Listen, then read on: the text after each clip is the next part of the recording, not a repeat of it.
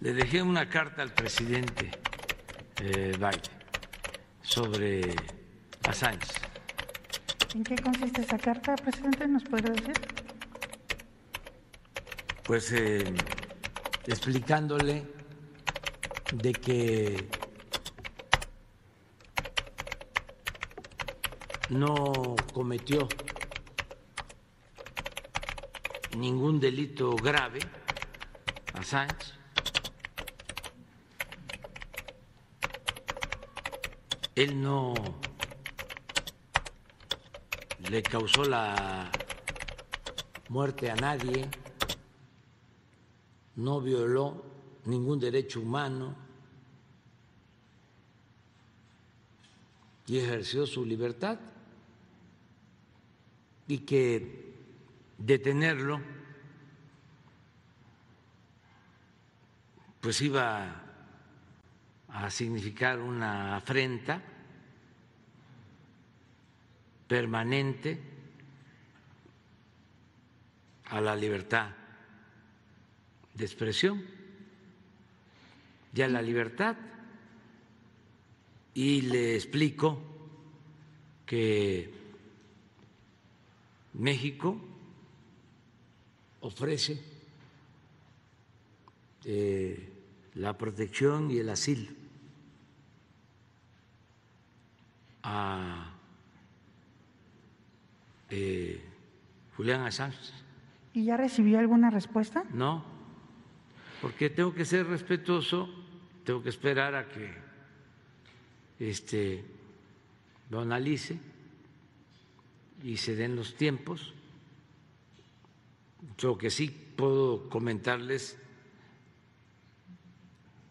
ya lo he dicho, pero como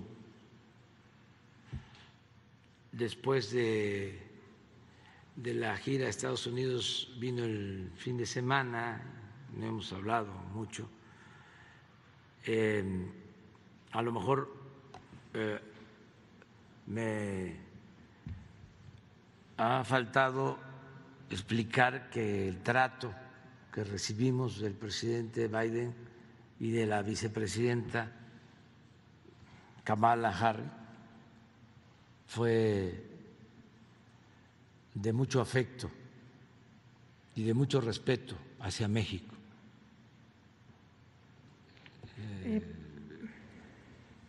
Se portaron muy bien y se fortaleció la cooperación. Oh, hello. Can I please speak to Hillary Clinton? I'm calling from the office of Julian Assange. This is an emergency.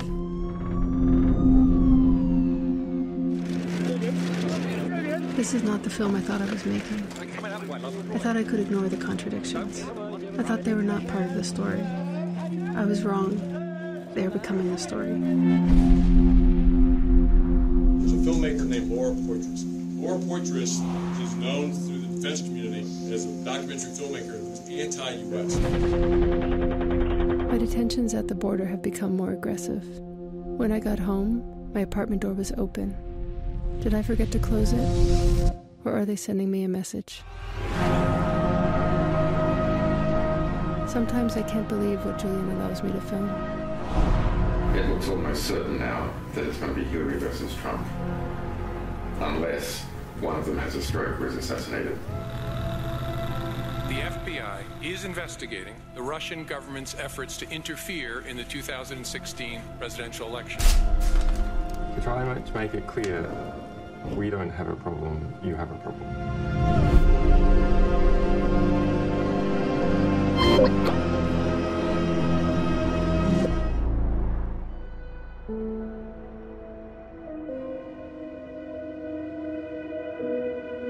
Se encuentra a más de 15.000 kilómetros de distancia de su casa, Australia.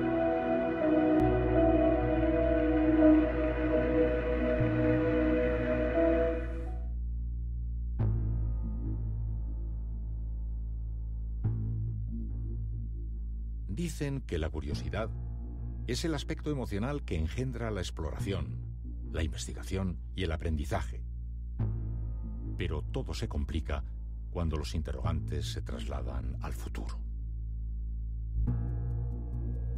Ahora se están abriendo nuevos horizontes y se anuncian cambios enormes. Todos somos conscientes de que estamos diciendo adiós a un mundo y que otro se está fraguando a gran velocidad. Si pudiéramos desplazar un enviado especial a ese futuro, ¿con qué nos encontraríamos? Por eso, con mi penúltima energía profesional, me propongo viajar a esa frontera para conocer y escuchar a quienes están diseñando el nuevo tiempo.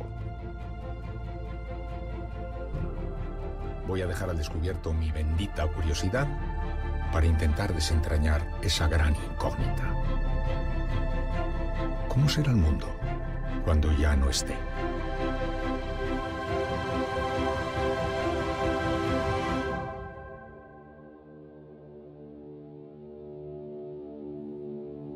The US and UK are happy to talk about political prisoners abroad, but they've created a political prisoner of their own.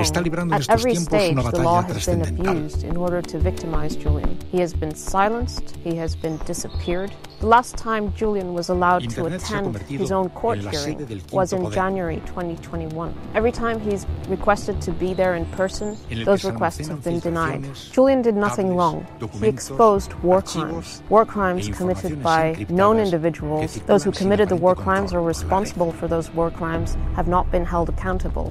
Julian is in prison because WikiLeaks is a publisher that specializes in the secrets that states keep the most hidden. Julian revealed war crimes by the US government, the world's superpower, in Iraq and Afghanistan, and the fact that it had normalized and institutionalized torture. And that superpower to prevent.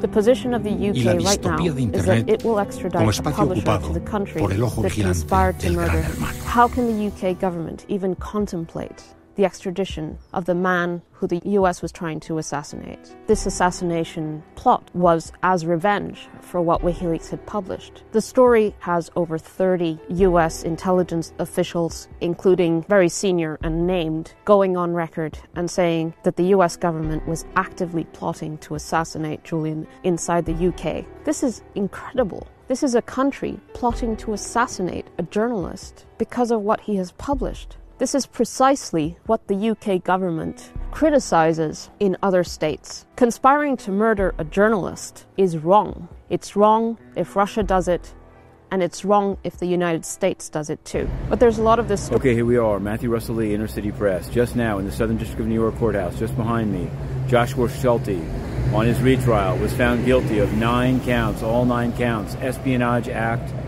in full effect for the publication in WikiLeaks of the Vault 7 CIA cyber tools. In the first trial, there was a mistrial. This time he represented himself. We've covered it closely. And in fact, moments ago, submitted via Amazon, 154-page booklet on the case called Brutal Kangaroo. That's the title. Brutal Kangaroo is one of the tools designed by Schulte. Now, the question becomes, there's a status conference in 2 weeks. He has other charges pending against him. Maybe they'll be dropped because the sentencing of this would be pretty extreme. He's asked to come to the SCIF. One day next week he will. He's apparently still under special administrative procedures to be unable to speak to the media by any means.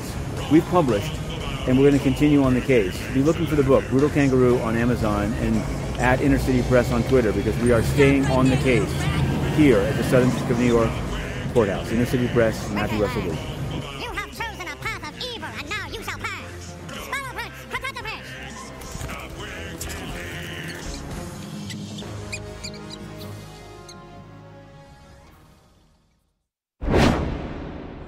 WikiLeaks released thousands of documents and files that it says expose hacking tools used by the Central Intelligence Agency. The leaks purportedly show that the CIA is capable of hacking smartphones, computer operating systems, automobiles, messenger applications, and even internet-connected televisions. The series of files, dubbed Vault 7, consists of 8,761 documents and files allegedly from the CIA's Center for Cyber Intelligence.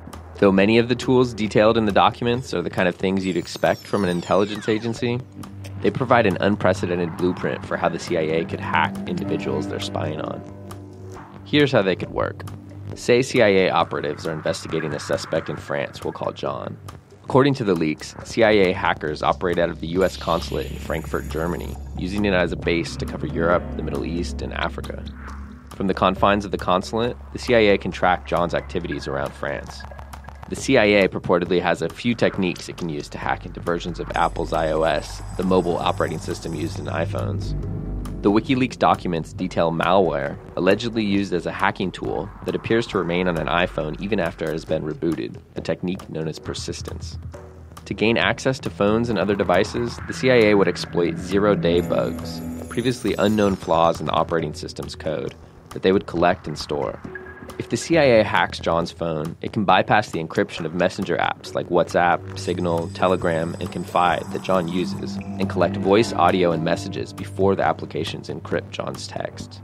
To track his movements, the agency can activate the camera and microphone on John's phone without him knowing, and retrieve his geolocation.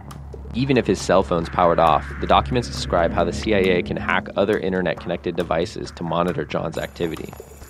Working with British intelligence, the CIA developed an attack that can place Samsung smart TVs in a fake off mode.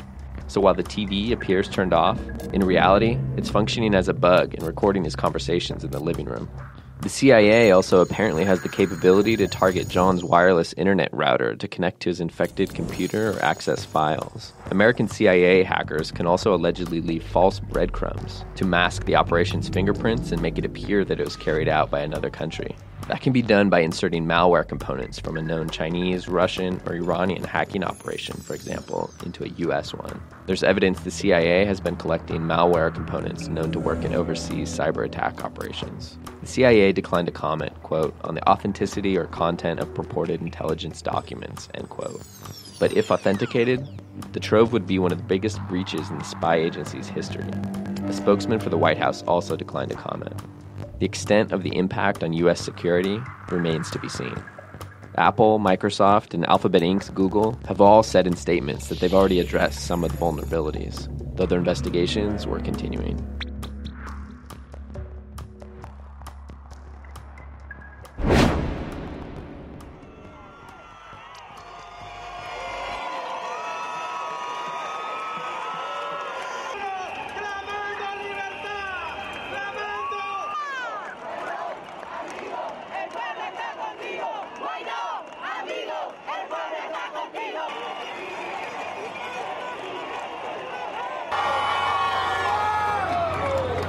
Asumir formalmente las competencias del Ejecutivo Nacional como el presidente encargado de Venezuela.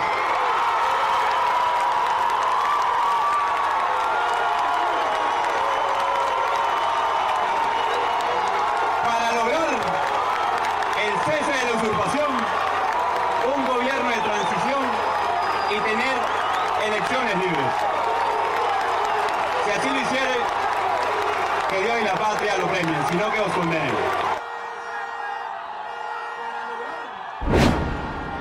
John Bolton, a former U.S. diplomat and one-time national security advisor to former President Donald Trump, on Tuesday told CNN he'd helped plan attempted coups in foreign countries.